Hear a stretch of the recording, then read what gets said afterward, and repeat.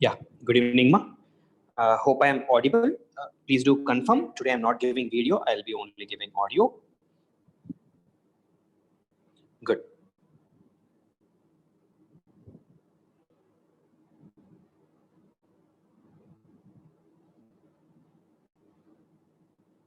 So let's begin the session.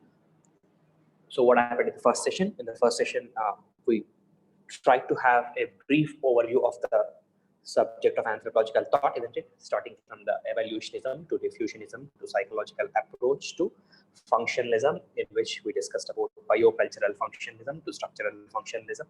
And we also discussed about ideas like ethnoscience or cognitive approach, of course, that is followed by structuralism. Then we also discussed about interpretative theories, and we ended with the idea of postmodernism, with mentioning the importance of feminist approach, which has led to emergence of both interpretative anthropology and postmodernism.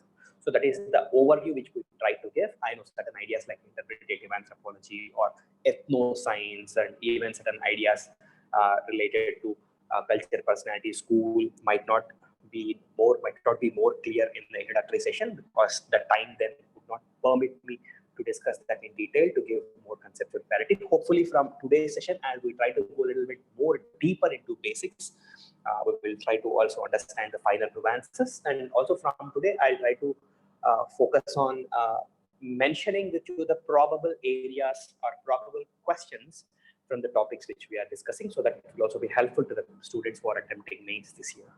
And as this is a revision session, and I would expect you guys to interact a little bit more. Not that I'll be frequently asking questions, but at least there are certain basics which you are supposed to know for me to go forward. And so also I have to keep a track whether you are properly following the session, isn't it? So yes, on that note. Yeah. Fine. So let me begin the session.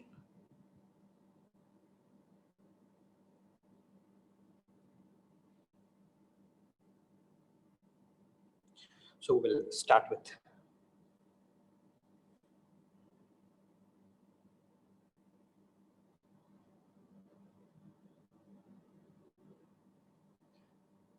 cultural evolutionary theory.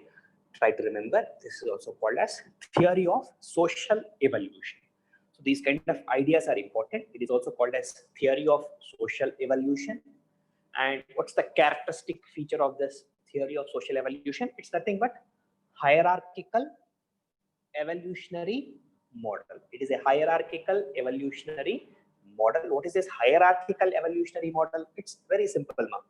You all know that classical evolutionists like E.B. Taylor or L.H. Morgan or James Fraser, what they try to do, they try to arrange cultures in hierarchies. What is a hierarchy? You are less, you are more, next is even more, next is even more. Likewise, they try to arrange on a ladder, or they try to arrange in a hierarchy. On that hierarchy, they try to keep certain civilizations in savage category, certain cultures in the savage category, certain cultures they try to keep in the barbarism category, certain cultures they try to keep in the civilization category, which is nothing but they try to arrange different cultures which are present in their contemporary times. They try to arrange the cultures which are present in their contemporary times in a hierarchical manner. They said, okay, I have seen some Brazilian tribe, and this so-called Brazilian tribe, it has the following cultural traits, it has the following cultural characteristics. So let me place the so-called Brazilian tribe under savage category. Okay, I have found some other tribe, it has slightly better cultural characteristics, so I'll place them in a barbarism category and other in a civilizational category. Isn't it? Likewise, they try to make a hierarchical arrangement of cultures. So that's the reason it is called as a hierarchical evolutionary model. So you must be aware of this simple specific. Then this idea, which I have already mentioned, psychic unity of mankind, is the core concept of. Sir, can you share the screen? We're not able to see the screen. Sorry. The slides.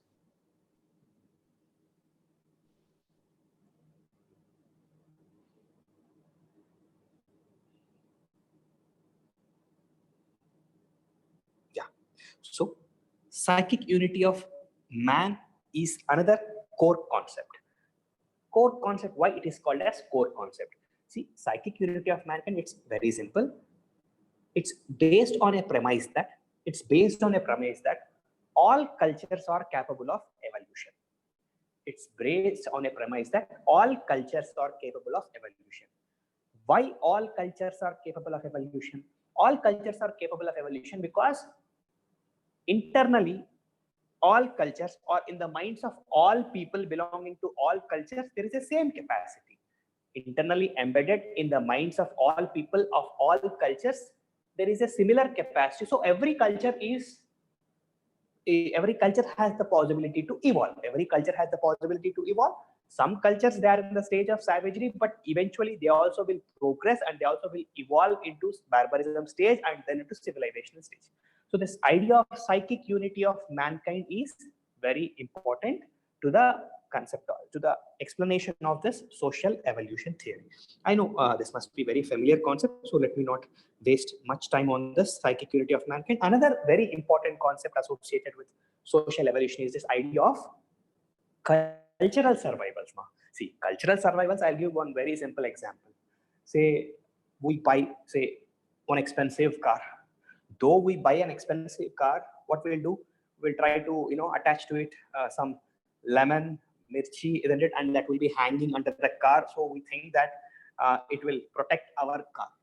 How come such an expensive car, and how come this lemon and mirchi gave protection to your car? So maybe when the culture, or when the cultures have begun, at that point of time, they might have thought that this so-called lemon and green chili has the potential to ward off negative evil, and they might have used it. Now that we are trying to apply the same concept in the present times, though civilizations have developed and we have evolved now into the most modern technology machine, that is car we have, but still for that car we are hanging that so-called green chili and lemon. So what does it mean? It's a kind of classical example of a cultural survival. Likewise, why concept of cultural survival is important for classical evolutionists is because they say that the presence of this cultural survivals is a proof of evolution. Means at some point of time it is there. This so-called cultural survival, it is also present in the contemporary times. It is present in the contemporary times, and we are very much aware that it does not have any utility, but still we are continuing it. Means where it has come from? It has come from the past. So that itself is the proof that evolution has happened. So this idea of cultural survival is core to the concept of social evolution, which we should not ignore. And there is also a possibility that concept of cultural survival can be a 10 marker. And there is also a possibility that does concepts like cultural survival have any contemporary relevance? We don't know. There is a possibility that cultural survivals may have contemporary relevance. See, we all know that in Telugu states, especially in the Brahmin families, they have this thing of dogmatically adhering, say, especially women, they wake up early in the morning, they try to maintain extreme levels of hygiene, and they don't cook food without taking bath. All these things they follow. And people used to say that it does not have any relevance, it's an outdated style. And they used to wash hands for every small work, and if they touch something, immediately they wash their hands. This is what culturally or traditionally people used to do, and that is what people used to criticize such a thing. But now what's happening in the present COVID-19 pandemic? People are expecting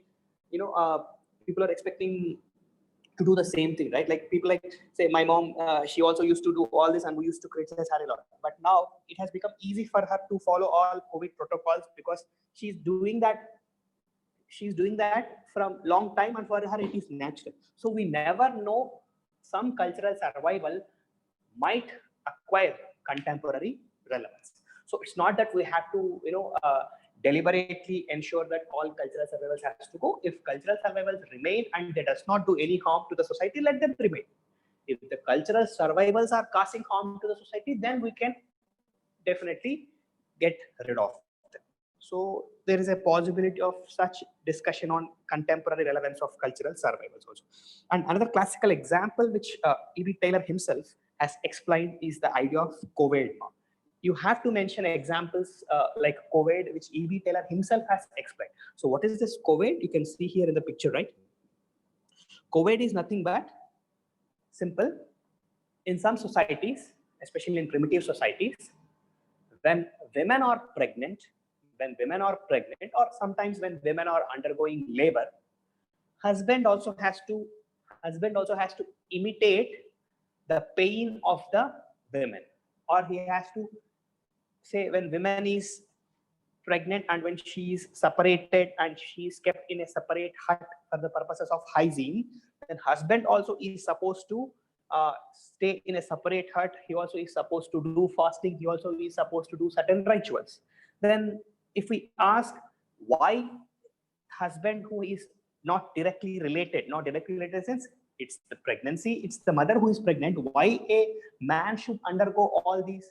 So E.B. Taylor gives an explanation that all the societies to begin with are matrilocal or matrilineal society, and they have gradually evolved into patrilineal or patrilocal society. When the societies are matrilineal and matriarchal means domination of female, right? Authority of the female. At that point of time, COVID might have begun, but still it is surviving even in the patrilineal society or patriarchal society is the explanation given by E.B. Taylor. I know it might not sound logical for you, but it is the example given by E.B. Taylor himself. So we have to mention the example of COVID as in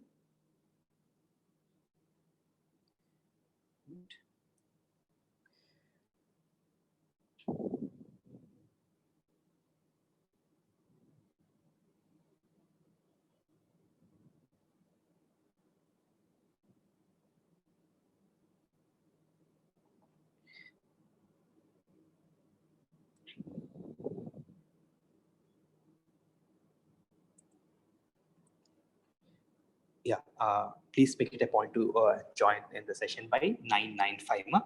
9:05 is the time I'm admitting. 9 to 9:05 allow people to, if it gets delayed beyond that, because it will be distraction. Of course, I'll add you. It's not that I'll not add, but to ensure that the flow will not be missed, try to join at the earliest. Okay, before 9:05, try to join. Okay. So that is what we are discussing about COVID, isn't it? We discussed about cultural survivals. We discussed about psychic unity of mankind, explained the idea of theory of social evolution, and yes, example of COVID, which in turn is a classical example of cultural survival as explained by E.B. Taylor. Okay. Then another significant contribution of E.B. Taylor is he gave the definition of culture. Just like he explained the concept of cultural survival, which is an important contribution of E.B. Taylor, Taylor's definition of culture has become very popular, and in fact, it is his definition of culture that gave him wide recognition and popularity. So, and it's the easiest definition also. Say, whenever in your exams, especially questions like definition of culture is asked, it's easy for you to remember and write it. So, try to mug up this. It's not that difficult also. And so, this is what the definition of culture according to E.B. Taylor. Say, for him, so what is culture? It's that complex whole which includes knowledge, beliefs, arts, morals, law, custom, and any other capabilities and habits acquired by man as a member of society. These 6 things you have to have in your mind. Say knowledge, beliefs, customs, art, law, morals. Okay, so these are the important ingredients of a culture according to E.B. Taylor, which a man has acquired. Try to practice this definition. This is something very basic, and examiner expects from you. Any question on E.B. Taylor, if you do not mention his contribution to the definition of culture, his contribution to the concept of cultural survival would not be complete. Okay, I do not want to discuss much into here because it's relatively easy to explain his definition of culture, because he says that culture is nothing but, say, it is what humans learn, it is what we have acquired especially ideas like knowledge and beliefs, arts, morals, law, and customs. Okay, based on this, we'll move further. And methodology of the study of classical evolutionists. Both L.H. Morgan and also E.B. Taylor has emphasized a lot on this comparative method, and they have made cross-cultural comparisons. I'll repeat this again. They have made cross-cultural comparisons. So it's not without a reason why E.B. Taylor might have emphasized on comparative method. He's an archaeologist. To begin with, he's not a proper anthropologist. He's an archaeologist. So generally what archaeologists do, generally they take out different material aspects, right? That is what, when you excavate something, what they'll find, obviously they'll find only material culture, right? Some pottery, some necklace, or some housing remains. This is what generally they identify, right? And what they'll do, they'll try to compare. Say they'll try to compare Indus Valley civilization pottery with northern, say later Rigvedic age or post-Vedic age. This is how they try to compare, right? So because of its roots or because of its origin in archaeology, definitely that might have prodded him to adopt this comparative method. But he tried to make it more scientific by trying to bring in this statistical correlations also into the concept of comparative method. So which is the major methodological approach adopted by E.B. Taylor? It is comparative method. Of course, all the people, especially Boasians, widely criticize the comparative method of E.B. Taylor, or especially the comparative method of so-called social evolutionists that we will discuss in the later part of the session. But try to remember, this is the methodology adopted. Okay, and yes, another simple ideas like, so you have to remember this, a very important contribution, book written by E.B. Taylor. And of course, we all would easily understand and we all would easily tell that E.B. Taylor has contributed to development of hierarchical evolutionary system. And as part of it, we say that he has classified cultures into these stages. It's relatively easy. But there is also a possibility of a 10 marker on E.B. Taylor's contribution to the concept of religion. In fact, as we are anthropologists, we are anthropology aspirants, we are more interested in E.B. Taylor's contribution to evolution. But E.B. Taylor also is known for his contribution to the concept of religion also. He has richly or immensely contributed to the concept of religion also. That's the reason in your chapter, I think 3 or 4, also we keep quoting the name of E.B. Taylor. There is a possibility of a 10 marker on E.B. Taylor's contribution to religion. So in that case, you must be in a position to write it. Say what, definitely, as he is an evolutionist, he tried to explain the concept of religion also in the evolutionary context. It's not that he has completely deviated from that model. Religion also, he tries to explain it in the same evolutionary perspective, but he begins with something called as animism. So for him, which is the most primitive form of religion? For him, animism is the most primitive form of religion. So what according to him is animism? For this, he introduces or he explains one simple concept called as savage philosophers or savage rationality. You must be thinking, what is this term savage philosopher or savage rationality? Though the term seems high sounding, it's not that difficult. Savage rationality.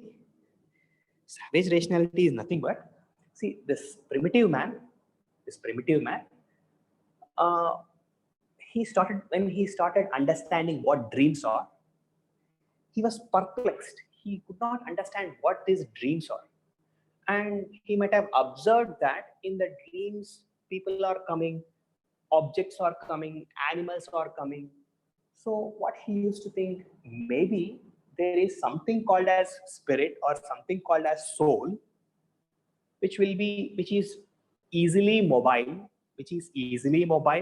and even when somebody is sleeping, the so-called spirit or soul will not sleep, and it is even coming into the dream.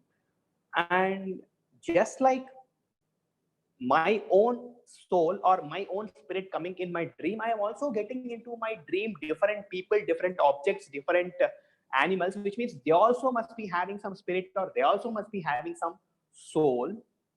So this is how they started believing that something called a spirit or soul existed, and this so-called spirit or soul is powerful, it is movable from one place to another place, and it is durable, means they are also seeing in the dreams people who are dead. Maybe in the dream, this primitive man might have seen his father's forefathers, which means the soul of his father or forefather is still alive, so it is coming to his dream. So all these rational process primitive man has, or primitive man might have applied and might have thought that spirit is durable, spirit can give protection, spirit is mobile, and spirit can establish social control.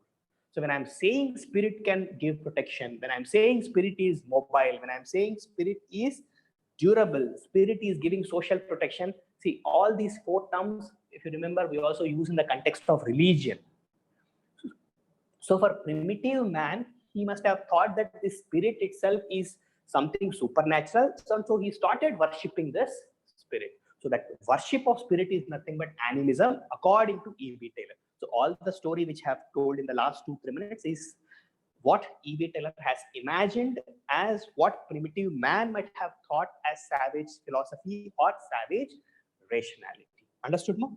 So yes, why I have taken this time to explain this idea of savage rationality as savage philosopher, because based on this, E.B. Taylor believed that animism is the first form of religion, which is also closely associated with the concept of ancestor worship, and primitive man started believing in religion. Primitive man started believing in supernatural power, and beginnings of religion, according to E.B. Taylor, is with animism. In the later date, it has progressed to totemism, then fetishism, different things. But there is a possibility, whenever such question is asked, you also should be in a position to write that evolutionary scheme of religion of E.B. Taylor along with the explanation which I have given, so that it will be sufficient for you to write a good 10 marker. Okay. So what is this animism? Simple. Animism is the belief that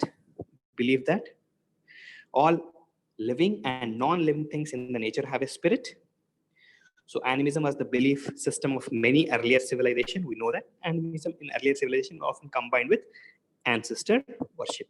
You can see here these tribes, they are resorting to ancestor worship and animism. Okay, and yes, this is how religion has progressed: animism,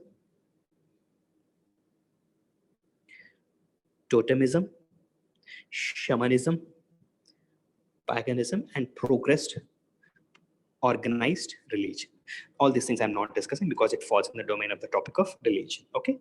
Then another simple idea, cultural parallelism, though he did not explain it in detail, but definitely both social evolutionists, L.H. Morgan and E.B. Taylor, both of them mentioned this term cultural parallelism.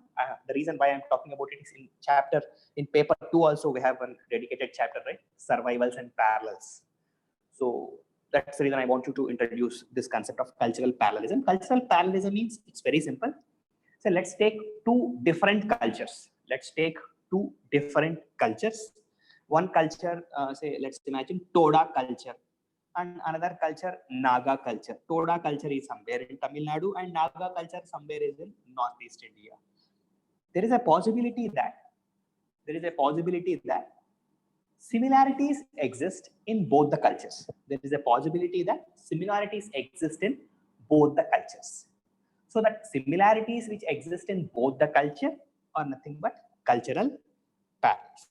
They are nothing but cultural parallels. And if we go and ask evolutionists, what would have been the reason for the similarities in the cultural aspects of Nagas and Todas, they will say that it is nothing but because of psychic unity of mankind, and this psychic unity of mankind might have made them to develop this so-called cultural trait. So both of them have similar cultural trait because of the psychic unity of mankind, right?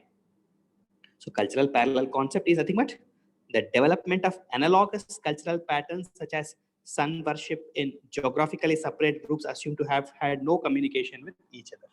Say, let's take the same example. Sun worship might be there both in Nagas and Todas. But the reason why sun worship has emerged here, the reason why sun worship has emerged there might be different. but both of them look similar. And the reason why both of them look similar might be because of psychic unity of mankind. As simple as that is this idea of cultural balance. Okay. So this concludes the discussion on E.B. Taylor. This much of information would be sufficient. Also be prepared for a 10 marker. From this, let's go to L.H. Morgan, another important classical evolutionist. And even L.H. Morgan is not a proper anthropologist. He's a lawyer, later turned into anthropologist. And when it comes to social evolution, he has further expanded upon the E.B. Taylor's model. He has further classified savagery into lower savagery, middle savagery, upper savagery. Barbarism he has classified into lower barbarism, middle barbarism, upper barbarism, and civilization. So he made it even more detailed, and he has classified it better. One simple thing, on what basis he has given this evolutionary stages? He has given this on the basis of technology, isn't it? What are all these things? Say, subsisting on fruit and nut, use of fire, invention of bow and arrow, art of pottery making, domestication of plants and animals, smelting of iron, invention of alphabet. It's nothing but development or technological progress, right? So based on it. So this part is relatively easy to explain because it is nothing but continuation of what we have already discussed under E.B. Taylor.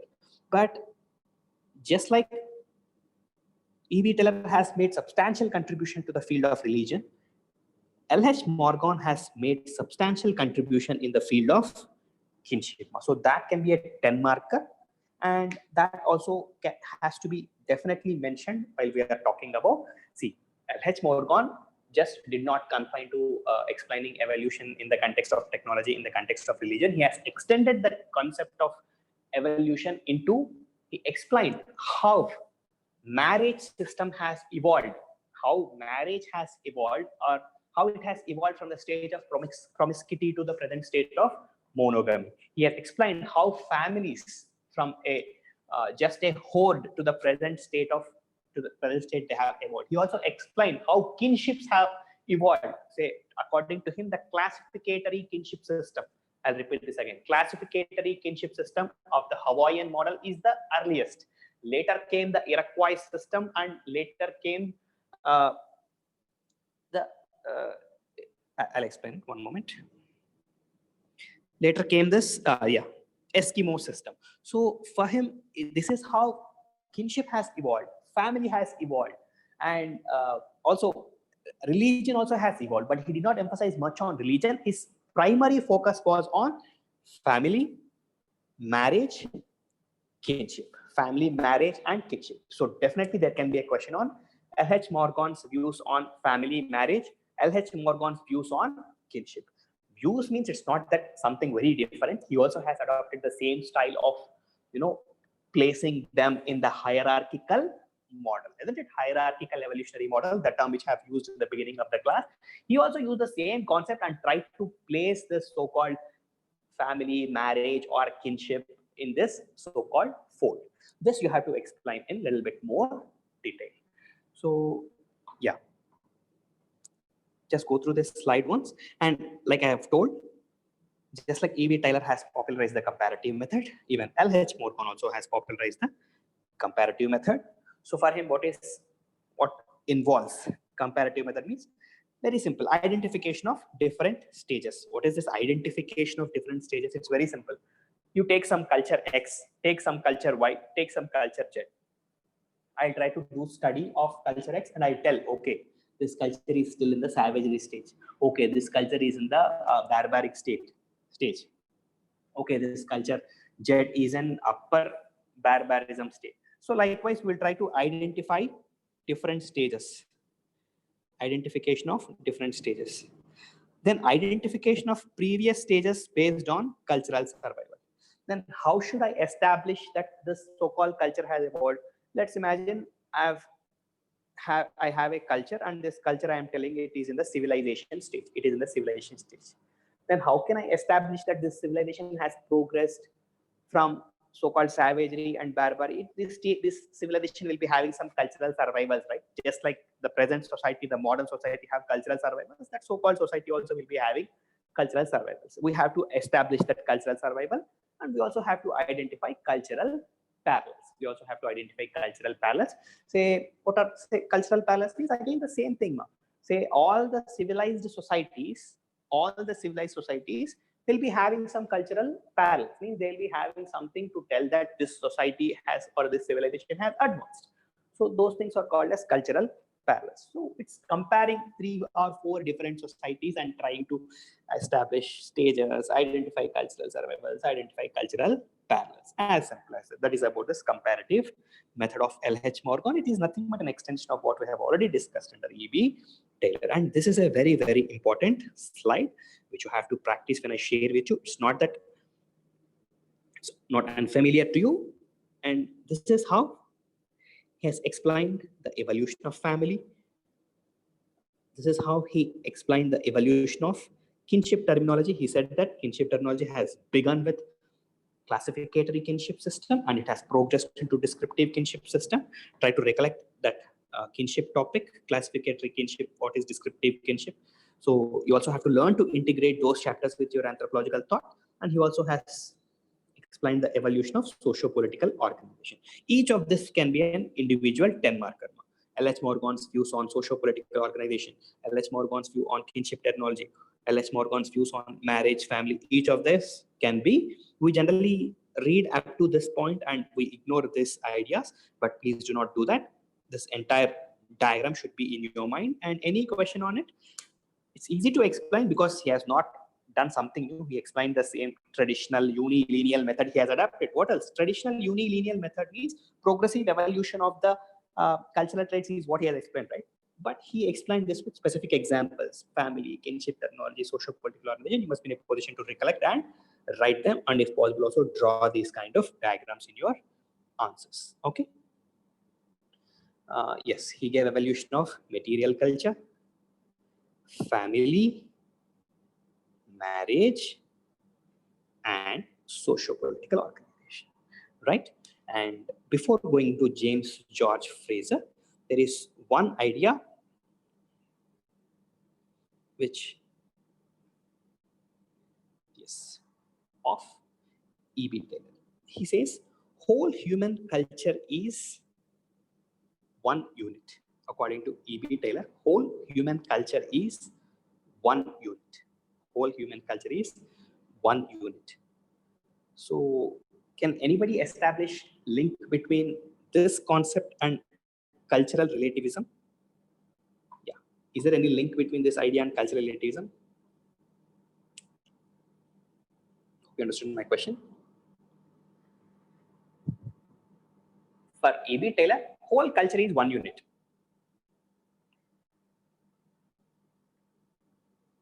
Then whole culture is one unit according to E.B. Taylor. Then is it in any way contradicting the idea of cultural relativism? Yeah, yeah, that's what, right? See, he's taking a stand that whole culture, humanity is one single culture, but and all humans are capable of progress because of psychic unity of mankind, and he tried to arrange people in hierarchies. Whereas what this people like Frank Boas told, it's not correct. Whole humanity is not one single culture. You have to study each culture in its own particular context. You have to study the history of evolution of each religion, history of evolution of each culture on its own. So Frank Boas says that cannot consider whole culture of humanity as one unit. Each culture has to be studied relative to itself. So in that context, E.B. Taylor has faltered. Okay.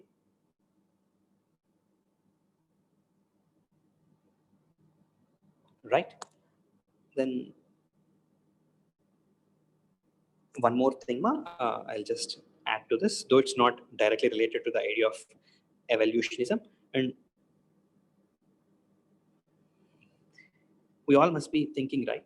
So why Frank Boas has criticized classical evolutionists and why Frank Boas has come up You also must be aware that Franz Boas is a staunch advocate of cultural relativist approach, and he also criticized the racism which is widely prevalent at that point of time. And yes, L.H. Morgan is one of the important reasons why Franz Boas has criticized evolutionists, because L.H. Morgan says that race can have impact on intelligence of an individual. I'll repeat this statement again. That's the reason why they are called ethnocentrics.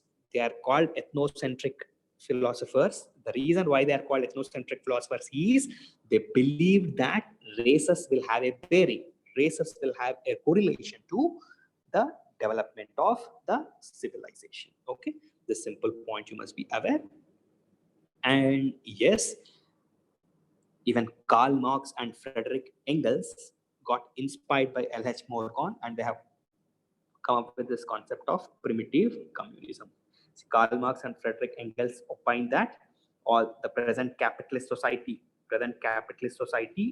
in their times, which is dominated by family, private property, and state, eventually it will wither away and it will give rise to primitive communism. This has this stage of evolution in which, and we will go back to primitive communism stage. And yes, so we can also say that L.H. Morgan also has inspired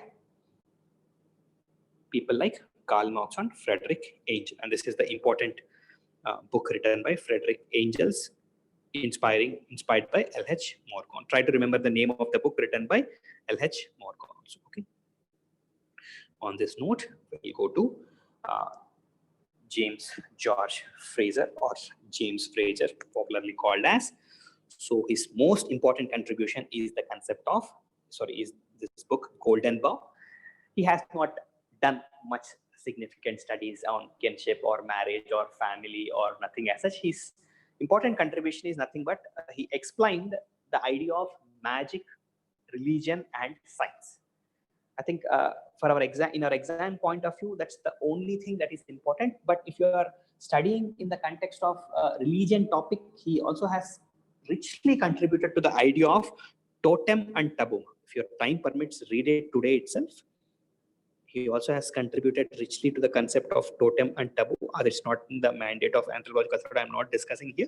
But yes, this also is another important contribution of James Frazer, totem and taboo. Now coming to directly what's the intent of Golden Bough. Golden Bough book, and what is the major idea of James Frazer? He tries to explain that magic, religion, science, and difference.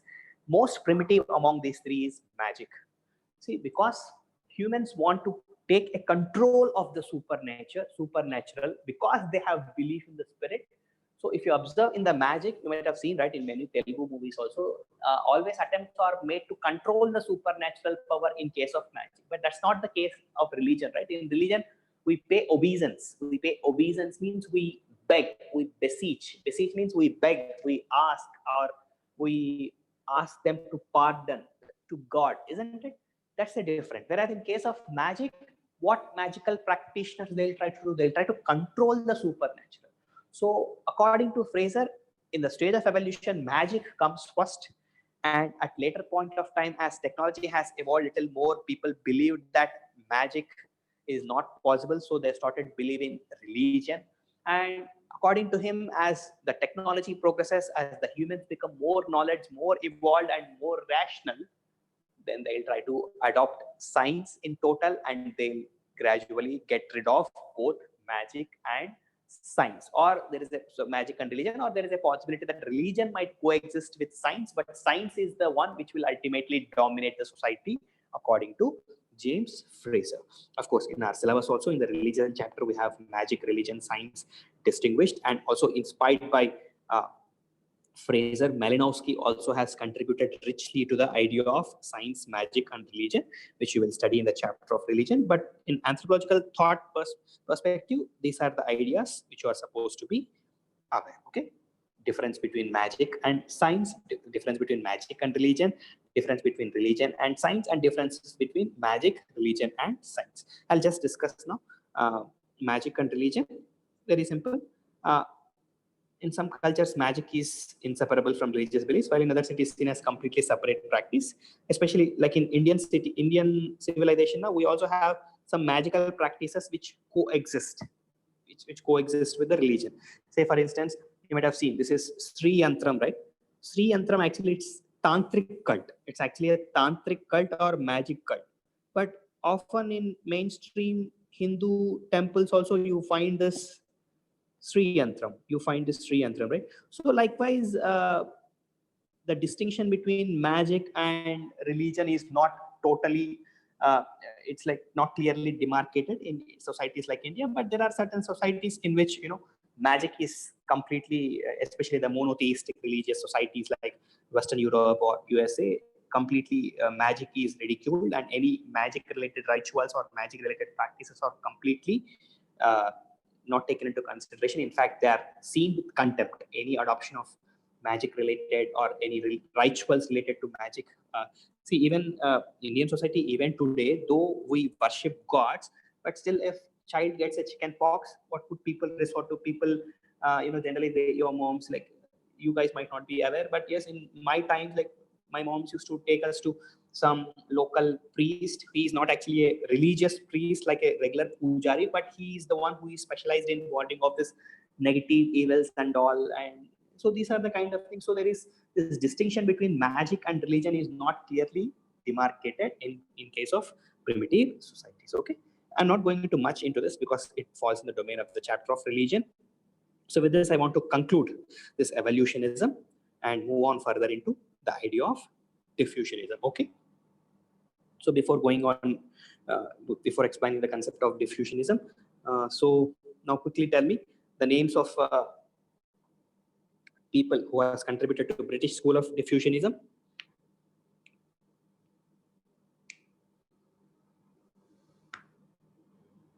Yes, yes. Come on, these are very basics. I should not explain these things.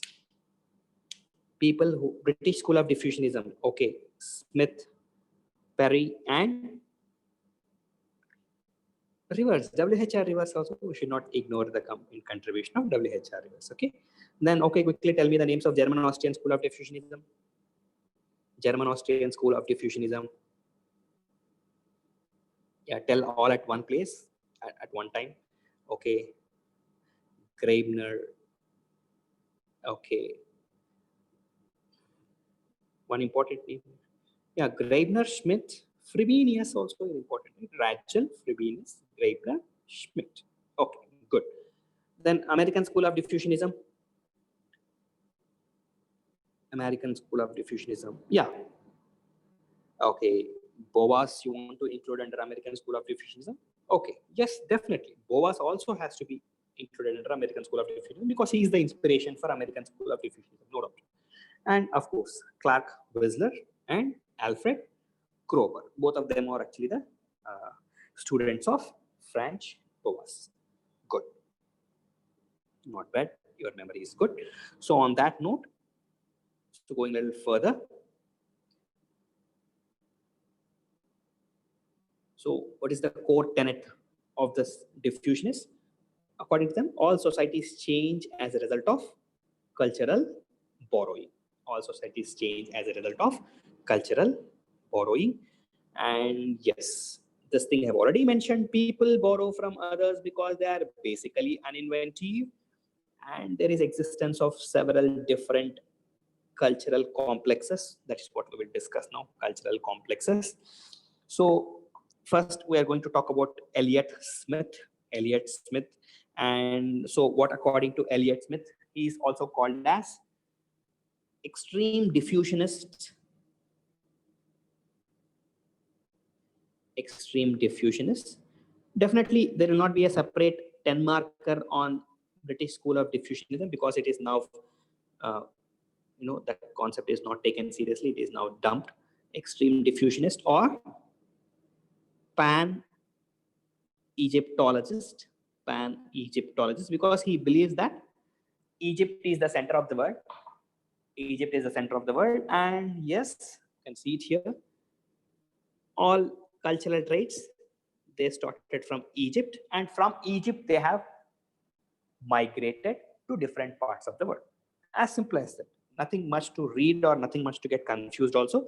British school of diffusionism, they are extreme diffusionists or hyper diffusionism or pan-Egyptologists. See, you can see this image. For them, it is Egypt, and from Egypt, you can see this arrows, isn't it? All the arrows. So the different parts of the world. And he also tried to depict the migratory routes. He also depicts the migratory routes, isn't it? So, yes. Then after Elliot Smith comes this William J. Perry. So did he contribute anything? He's a doctor actually, William J. Perry. Did he contribute anything other than what Elliot Smith has contributed to the concept of diffusionism? Nothing. He just explained with more examples, that's it. So you need not take him seriously also. William J. Perry also did not contribute much. He just explained the same concept of pan-Egyptology or so-called extreme diffusionism with more number of examples to further substantiate the argument of Elliot Smith. That's it. Then comes this W.H.R. Rivers, who also can be called as who also falls under this British school of diffusionism. He is also a diffusionist. But he added one important idea, that is theory of degeneration. Theory of degeneration means on the idea of uninventiveness, means humans are not capable of innovation, humans are not capable of invention, is common for all the British school of diffusionism. But W.H.R. Rivers has added one more layer to it, that is theory of degeneration. He says that according to him, certain cultural traits will degenerate. According to him, certain cultural traits will degenerate. See, for evolutionists, it is always progressive. It is always progressive. But W.H.R. Rivers say that no, it need not always be progressive.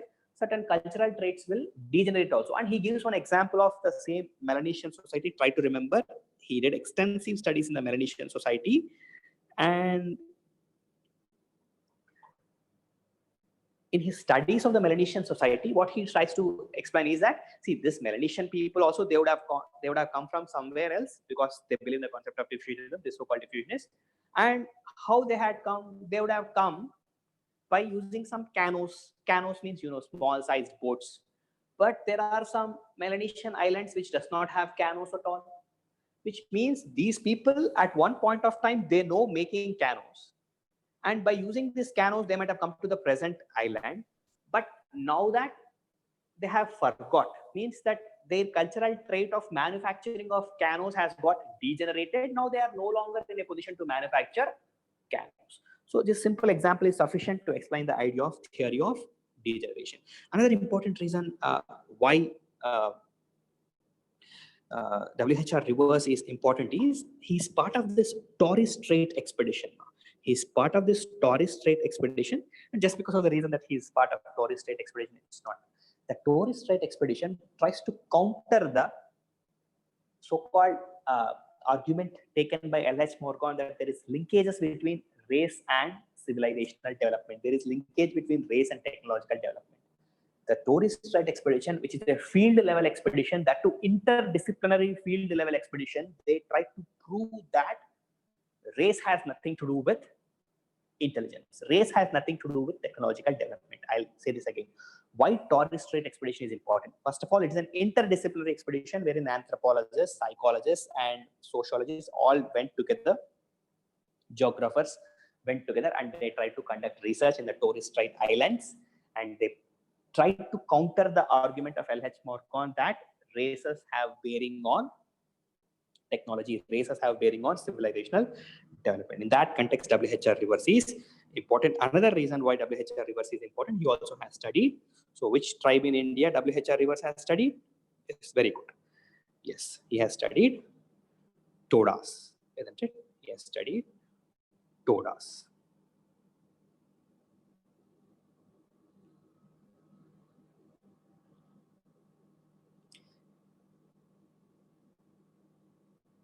He published a monograph on Todas, right? Yeah. So this much of information regarding so-called extreme diffusionists or British School of Diffusion would be sufficient. And now coming to UPSC examiners' more favorite questions. German-Austrian School of Diffusionism. They keep asking it often, though they are aware that there is nothing much to discuss in it, but still it's an examiner's favorite. To begin with, so what is the important methodology used by this German-Austrian School of Diffusionism? It is museum methodology to study cultures. What is this museum methodology? It also is a kind of comparative method, but more evolved form of comparative method. What is museum methodology? It's very simple. See, in museum, if you observe, what they do, all cultural traits which are similar are placed at one place, isn't it? So let's imagine these are all sculptures. In that sculpture room, what we will see? We will see sculptures of Gupta, we will see sculpture of Maurya, we will see sculpture of whatnot, everybody, isn't it? And another room, say, let's imagine this is one room on musical instruments. What we will see? We will see musical instruments of different people, we will see musical instruments of different cultures. And generally, there is one separate section for coins, wherein we will see coins from of different periods. One separate section for pottery, wherein we will see different section, where we will see different evolution of pottery or different pottery of different cultures or different kingdoms, whatever it is. So what is happening in museum? Similar cultural traits are arranged at one place and are compared. I'll repeat this statement again. In museums, similar cultural traits are placed at one place and they are compared. Likewise, in museum methodology, what they'll do? In museum methodology, which is adapted by the so-called German-Austrian School of Diffusionism, they keep all cultural traits, both material traits and non-material traits at one place and they'll try to compare. I'll give one simple example, you will understand. What is a non-material trait? Non-material trait means, say, let's imagine marriage system of Todas, marriage system of Nagas, marriage system of Rajis, or marriage system of some, Sri Lankan tribe, or some, maybe Veddas, something like that, okay? So what I'm doing, all non-material aspects of this so-called 5 different tribes, I'll keep at one place and I'll try to compare with each other. Likewise, I'll also compare the material traits. That is the simple explanation of this concept of museum methodology. Just like in museum, we place similar cultural traits at one place. In museum methodology, we have this grouping similar traits, both materialistic and non-materialistic. And yes, and we compare intercultural and intracultural features. Okay, ma'am? As simple. Another significant contribution of German-Austrian School of Diffusionism is this concept of culture circle. So what is this culture circle? It's not at all difficult. Culture circle means, say, let's imagine this is culture circle A. And this is the center of this culture circle. And there is one cultural trait X. Say, let's imagine that cultural trait X is something like, say, patrilineal family, something like that. Say, this so-called X has diffused much wider. And there is another trait Y.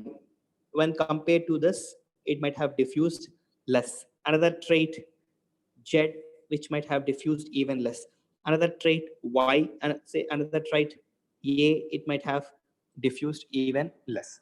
See, these culture circles are nothing but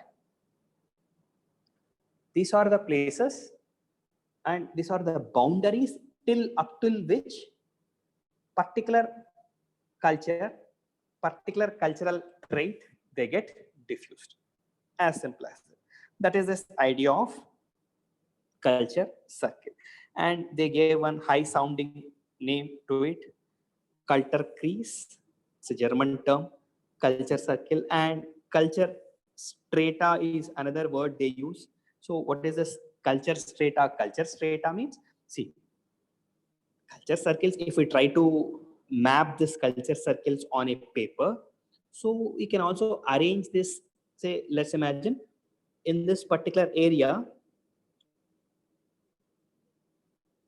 we will try to find all different types of cultures. So it's nothing but arranging of this culture circles in layers. It is called as a cultural strata. It is called as a cultural strata. It's not that important concept to understand, but nothing but cultural strata is nothing but arrangement of culture circles in different layers is called as a cultural strata.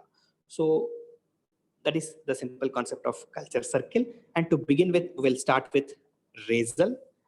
He is also called as a anthropogeographer, or he is the one who pioneered cultural geography.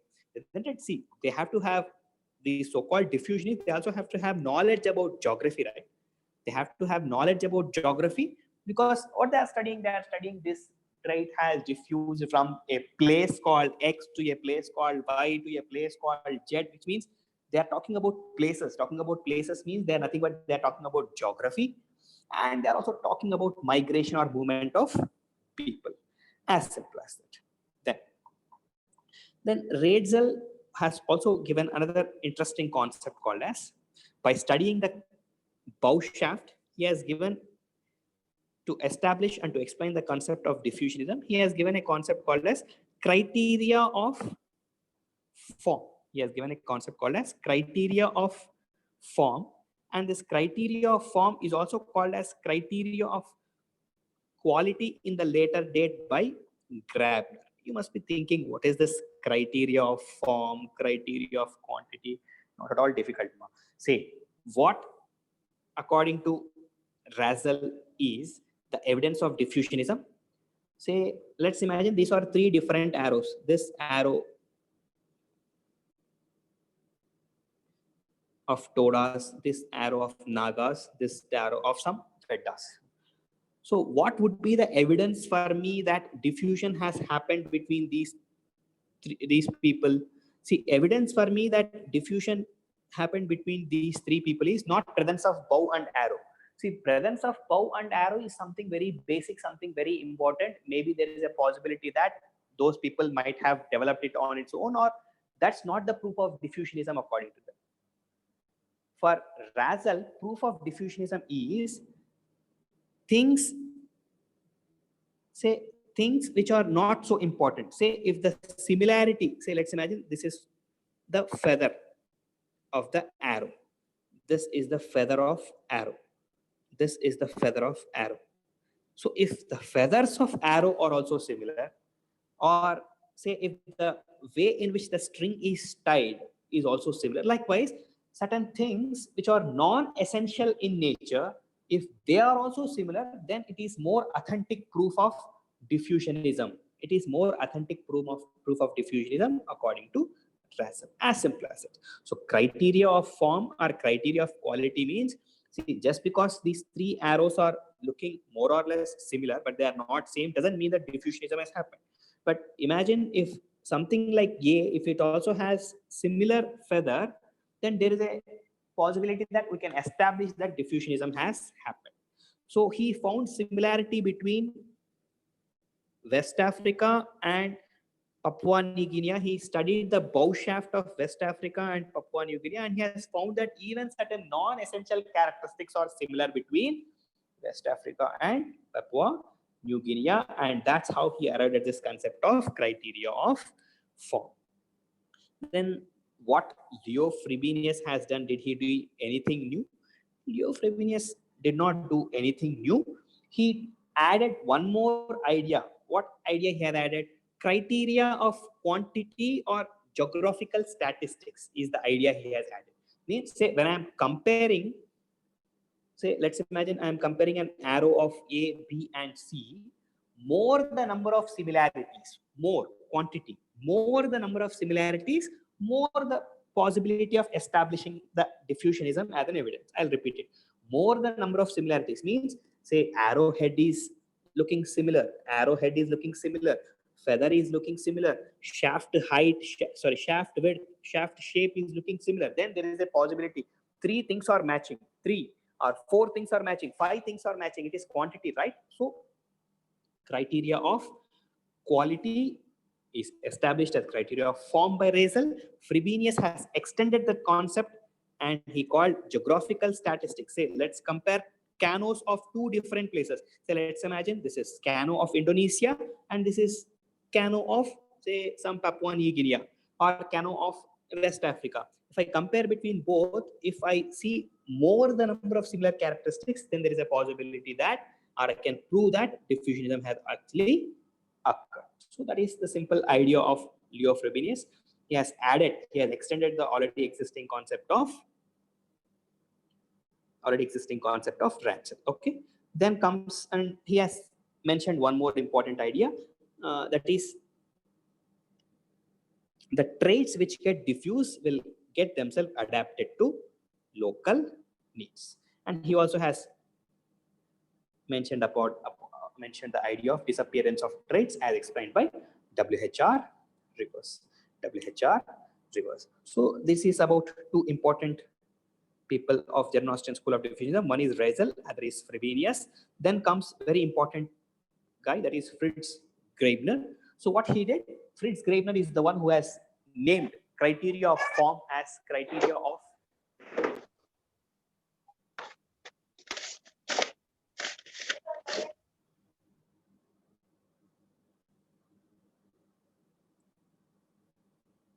criteria of quality, and he has named geographical statistics as criteria of quantity. And apart from that,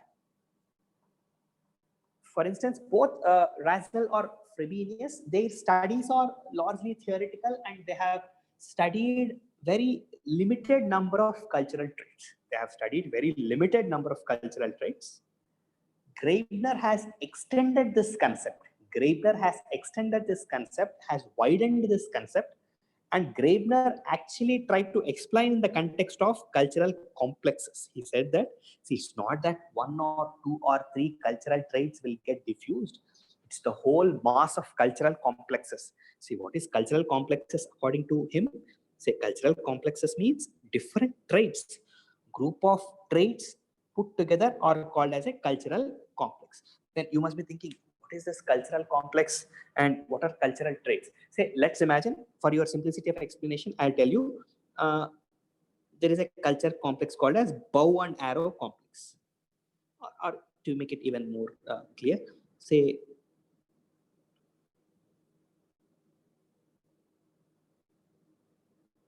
there is a complex called as forest hunting complex. So what are various traits associated with forest hunting complex? Various traits associated with forest hunting complex can be like, say, for instance, one trait can be a band society. Other trait can be arrows or shape of the arrows or the shape of the bow shaft. Other trait can be, some type of X type of housing, or other trait can be X type of kinship terminology. So these are all different cultural traits, right? For this forest hunting complex, because for the survival of the forest hunting complex, all these traits are important. All these traits may be important. What are all these traits? Presence of bow and arrow, presence of a band type of family, presence of X type of housing, or presence of X type of kinship terminology might be important for survival of the so-called cultural complex called as forest hunting complex. So simply put, cultural complex is nothing but a group of cultural traits. As simple as that.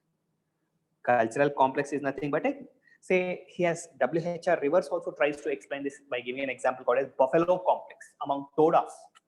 Buffalo complex among todas, because todas are pastoralist societies, right? So in this pastoralist society, which is a type of cultural complex, there are different types of cultural traits which fit in and which contribute to this cultural complex. So according to, if you go and ask, say, Graebner, how diffusionism happens, for him, diffusionism happens not piecemeal through one or two cultural traits, but they move en masse in a cultural complex. But not every other cultural trait will be actively adopted or actively taken by the taken into the new place. Certain things degenerate, but certain things are modified according to the local environment and they get adapted. So that is about this Fritz Graebner, and he did extensive studies of Melanesian society, and he explained all the 6 cultural complexes. These are 6 types of cultural complexes according to Graebner.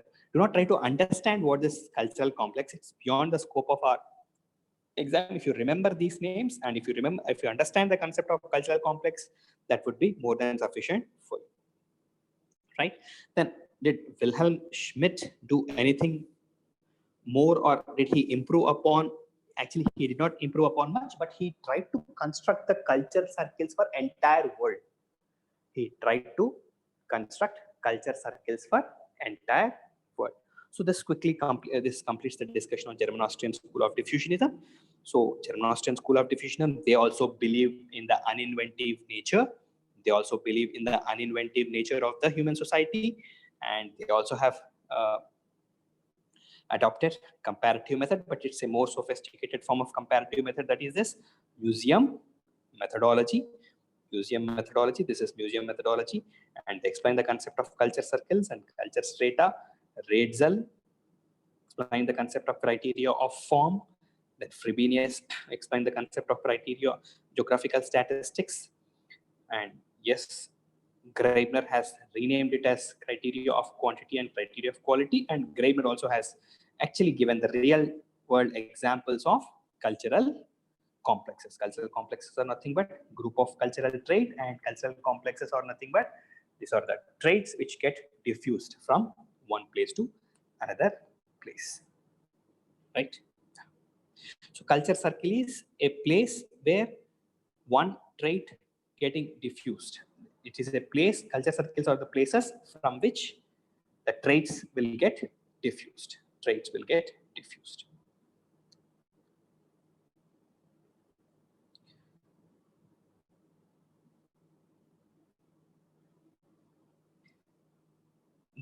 Then comes this historical particularism.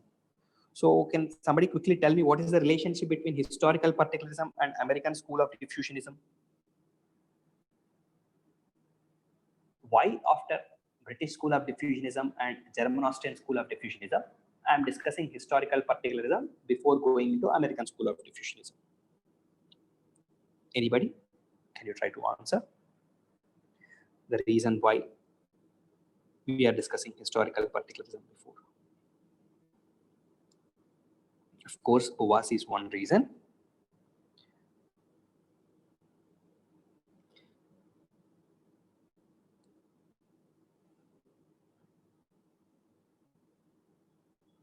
Of course, fieldwork emphasis and all is correct. See, more importantly, Franz Boas is against this idea of extreme diffusionism. Franz Boas never said that man is uninventive. Franz Boas said that man is capable of independent evolution, but for him, it's just a matter of degree. But for historical particularists, especially Franz Boas, independent evolution also can happen. But diffusionism is the most important way of cultural development. For him, diffusion is the most important way of cultural development. Then how to establish link between historical particularism, the concept given by Franz Boas, which says that each culture has to be studied in its own particular context, in its own particular environment. Concept of historical particularism and diffusionism, how to establish the link? It's very simple. Boas says that yes, diffusion will happen, and diffusion is more important than dependent evolution. After the traits getting diffused, according to Boas, they'll get adapted to particular geography, particular environment, particular historical context. As simple. This is the link between historical particularism and diffusionism. Boas will not ridicule or outrightly say that man is uninventive in nature. Okay.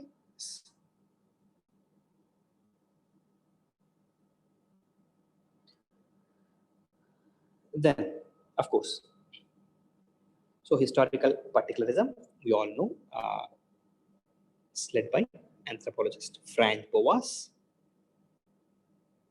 and he is for data collection. He says that you have to collect a lot of data, you have to do a lot of field work, and one has to get rid of this so-called armchair anthropology tag if anthropology has to prosper. And he has vehemently criticized the comparative method adopted by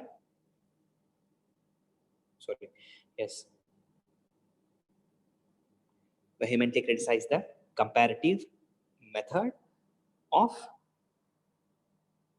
both L.H. Morgan and Tyler, and he has advocated the concept of course, historical particularism, isn't it?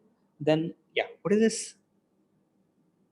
Cultural generalities. What is this? Cultural generalities. Can anybody tell me what are cultural generalities? See, simple. Cultural generalities means certain cultures, or there are certain cultural traits which are present in all cultures. There are certain cultural traits which are present in all cultures. What are the cultural traits which are present in all cultures? Marriage or family or even kinship, even religion, all these are examples of cultural generalities. They are present in all the societies. They are present in all the societies. Some people say that diffusionist school cannot properly explain cultural generalities, and it is the evolutionary school which can explain cultural generalities with more uh, with more confidence. But Franz Boas says that okay, it is agreed that cultural generalities, there is a possibility for independent evolution also. It's again the same idea, repetition of the same idea.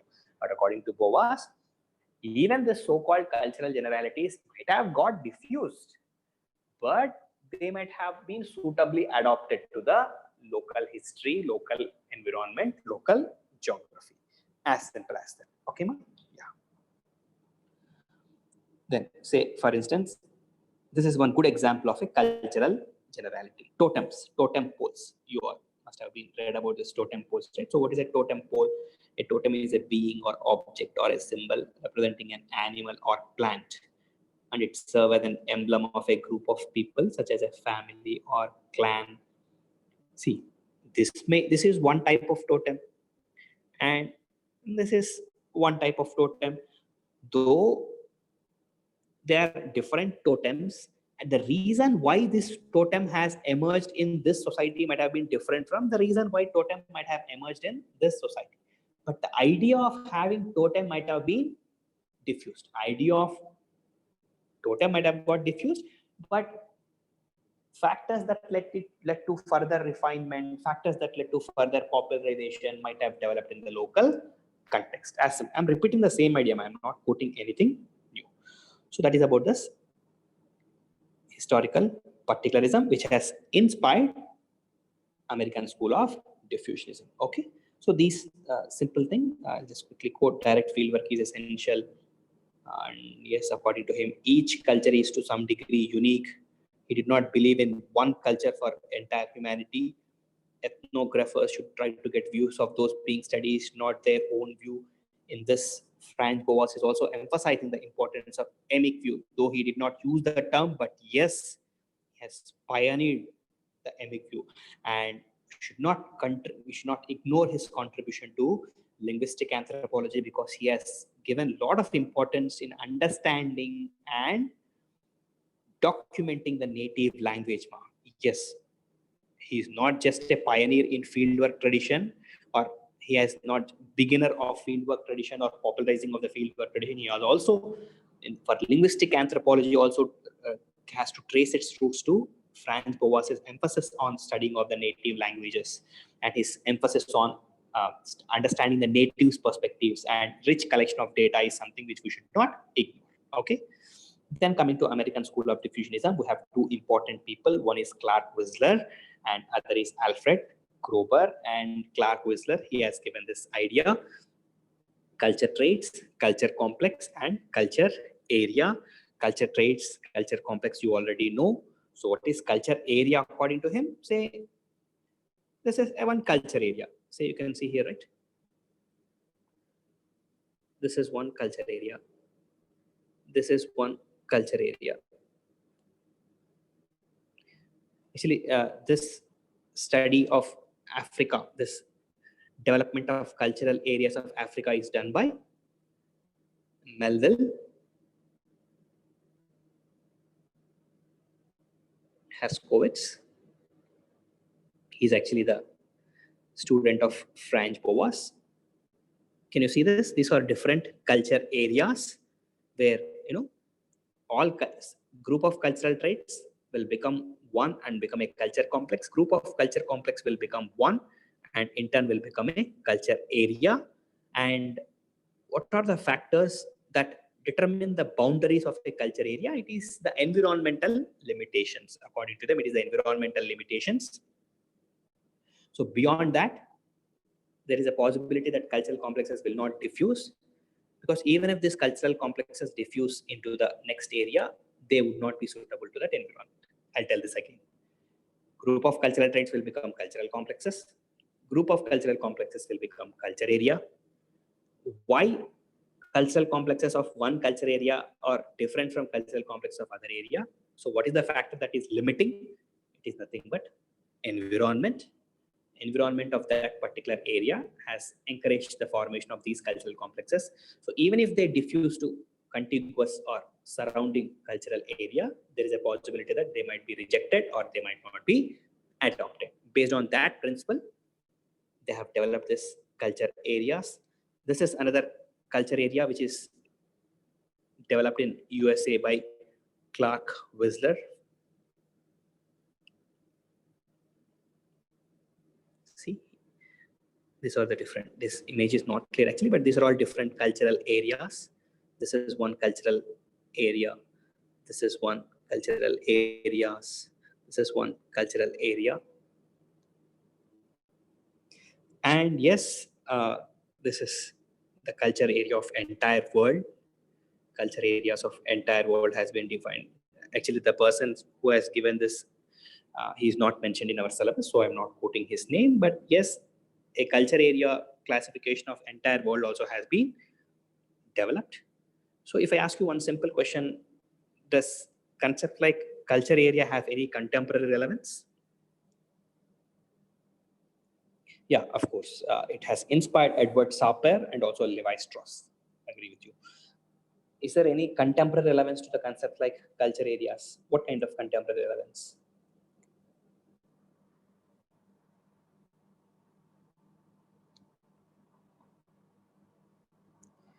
Yes, it has contemporary relevance. And let's see modern day ideas like, say, what is this ideas of nation state? And what is nation state? Nation state means if the cultural boundary is overlapping with political boundary, then we call it as a nation state. If the cultural boundary is not overlapping with the political boundary, that is the source of all conflict, right?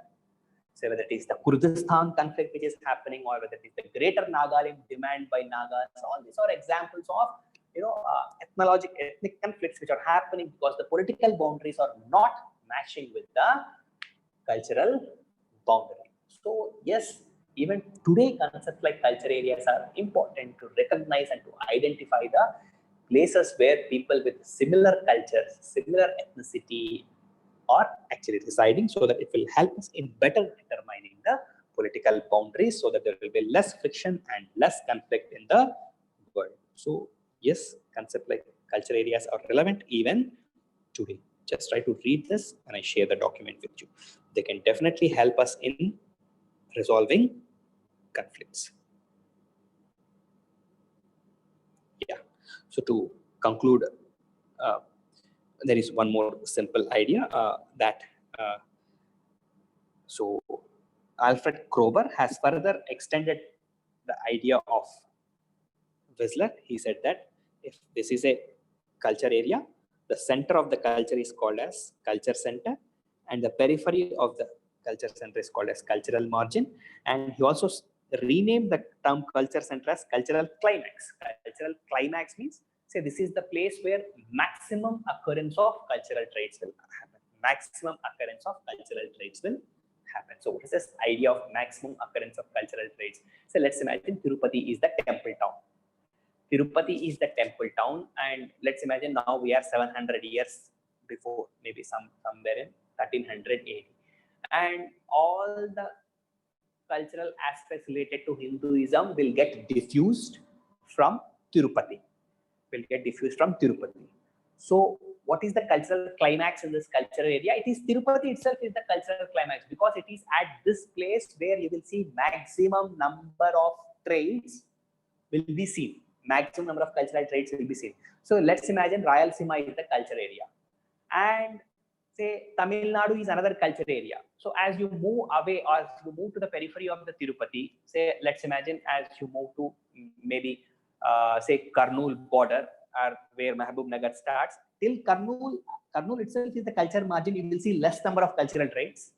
Kadapa you will see somewhat more than Kurnool, and Kadapa district you will see, and Tirupati as it is closer, in Tirupati which is in Chittoor district, you will see maximum number of cultural traits. It's as simple as that. Cultural climax means the place or the center where maximum occurrence of cultural traits happen. Say, let's imagine Hindu religion related cultural traits. Where they are maximum in Tirupati, and as you move to the periphery, they'll be decreased. That is the simple concept of cultural climax given by Grover. And it's very much similar to the concept of sacred complex, isn't it? Sacred complex is nothing but, which is given by L.P. Vidyarthi. It is based on the diffusionism, right? It's based on the idea of diffusionism, wherein ideas get diffused from the sacred center and they move to the peripheries. Okay. So with this, I would like to conclude American School of Diffusionism. And before ending the class, I'll ask one simple question. What's the difference between culture circle and culture area? Both are same, both are different.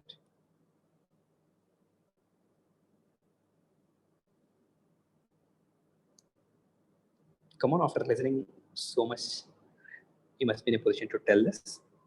Culture circle, culture area are same or different?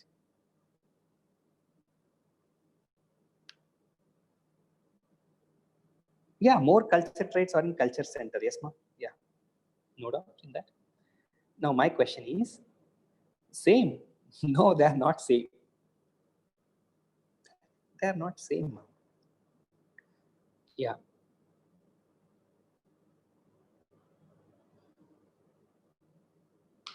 Of course, they are different. How they are different? That's what I'm asking, right? Yeah, it's as simple as that. Culture area is nothing but this is a place where similar cultural complexes. This is a place where all cultural complexes will culminate into culture area. So we define culture area in the context of presence of different cultural complexes in one culture area. Culture circle, we define culture circle in the context of this is the place from which cultural traits are getting diffused. It's not about presence, it's the place. Culture circles are the place from which cultural traits are getting diffused to different parts. Cultural traits are getting diffused to different parts. So those are the culture circles.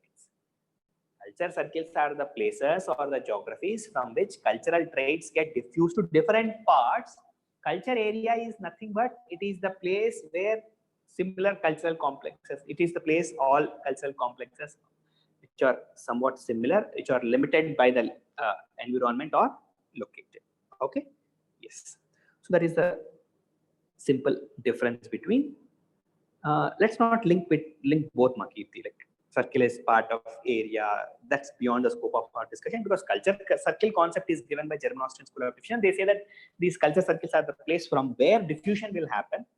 Culture area concept is nothing but it's based on group of culture traits become group of culture complex, group of culture complex will become culture area. As simple as that. Don't compare both and unnecessarily confuse yourself. But be aware of the fact that both are different concepts. There might be overlapping ideas, no denying that, but don't mix both and confuse. Okay. Yes. So I'll stop my session for today, and yeah, tomorrow we'll have session at 9 o'clock. Thanks. And one moment. I'll just share one Telegram channel I've created for the purpose of this classes. So I'll just share that with you.